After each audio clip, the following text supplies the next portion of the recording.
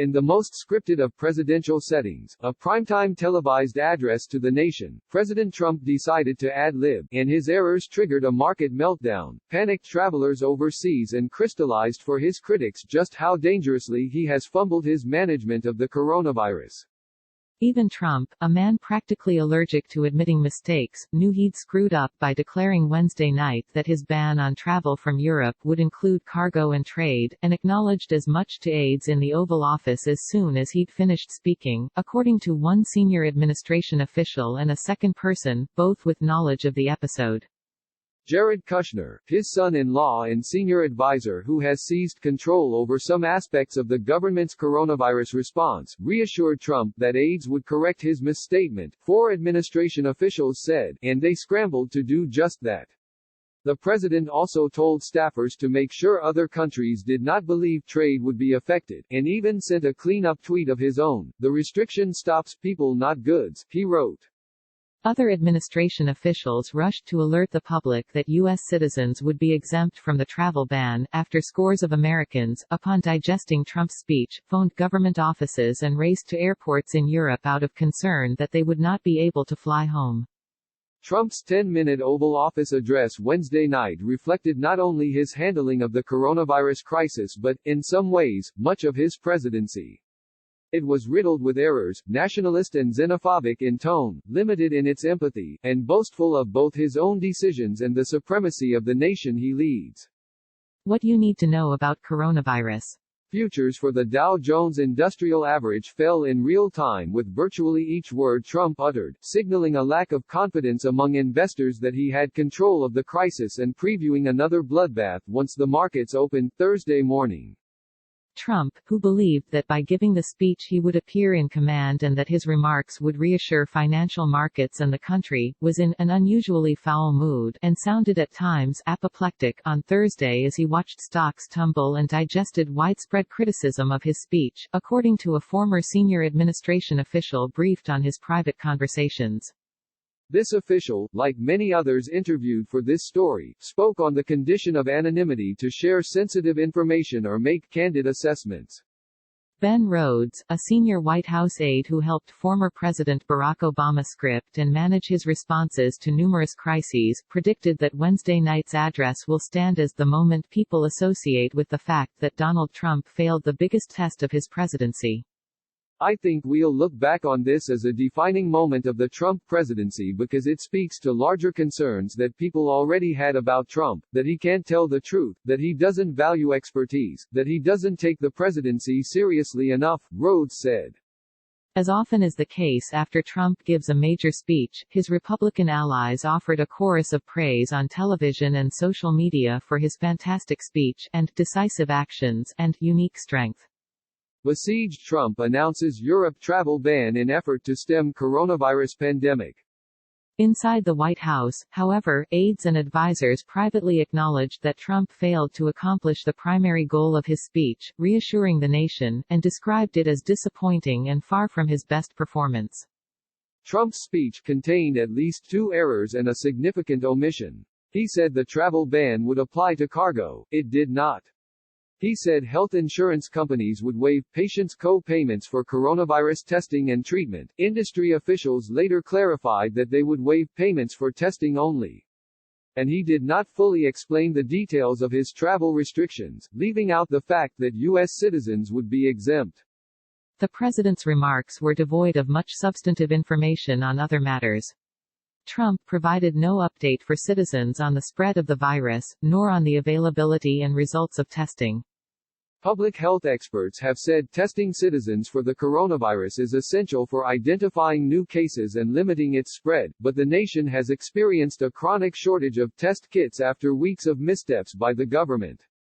Trump devoted only 2 short sentences to the topic, and they were vague. Testing and testing capabilities are expanding rapidly, day by day. We are moving very quickly. Stylistically, the president himself seemed ill at ease in the formal setting, offering a monotone and labored delivery from behind the resolute desk, twiddling his thumbs and even, in moments, struggling to read words on the teleprompter. One senior administration official said Trump's heart was not in the speech. It was jolting, said Julian Zelizer, a presidential historian at Princeton University. People are naturally scared. People want to see a leader who has a commanding presence. In some ways, the country is worse off after a message like that. Balls, Trump's Oval Office speech did the opposite of what it was supposed to do.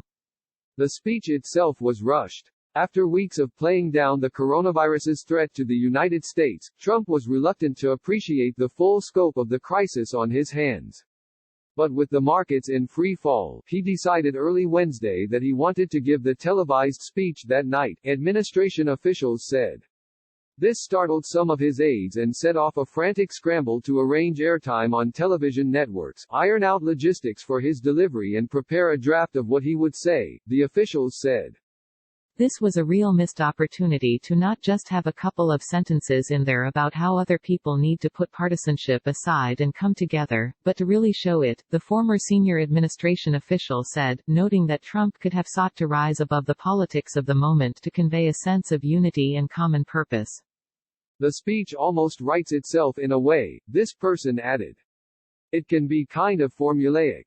It's not rocket science. The speech was largely written by Kushner and senior policy advisor Stephen Miller, who were still making tweaks to the text until moments before Trump delivered it, according to people familiar with the process. 30 minutes before Trump appeared live on camera, a final draft of his remarks still had not circulated widely within the White House, one of those people said. And senior health experts in the administration did not review a final draft of the remarks, according to a senior administration official. While Kushner and Miller crafted the remarks, a coterie of other officials were involved in the process and joined Trump in the Oval Office to watch his delivery. One person with knowledge of the speech said they included Vice President Pence, Ivanka Trump, Treasury Secretary Steven Mnuchin, Health and Human Services Secretary Alex Azar, and a sizable group of White House aides, Christopher Liddell, Eric Olin, Dan Scavino, Hogan Gidley, Judd Deere, John McEntee, Anthony Ornato and Nick Luna. Some officials faulted the rushed timeline for the messy speech, which they said could have been delivered even sooner, as it became clear the virus was well on its way to becoming a global pandemic, a designation the World Health Organization officially bestowed upon the coronavirus Wednesday. Everyone usually gets Trump where he needs to be within a couple of days, one official said. The problem is we don't have a couple of days. Kushner only recently became involved with the administration's virus response, beginning to attend meetings in his capacity as a senior advisor, according to officials, but inserted himself more fully as he became increasingly convinced that more tangible action was needed. He supported Trump's decision to ban most travel from Europe for 30 days and has pushed for further concrete steps, some of which are expected to be announced in the coming days, officials said. There was some frustration among other White House aides at the sudden involvement by Kushner, who they viewed as simply parachuting in and whose vast portfolio, including Middle East peace negotiations, immigration and the re-election campaign, has been the subject of mockery in some circles. From tweet eruptions to economic steps, Trump struggles for calm amid market meltdown and coronavirus crisis.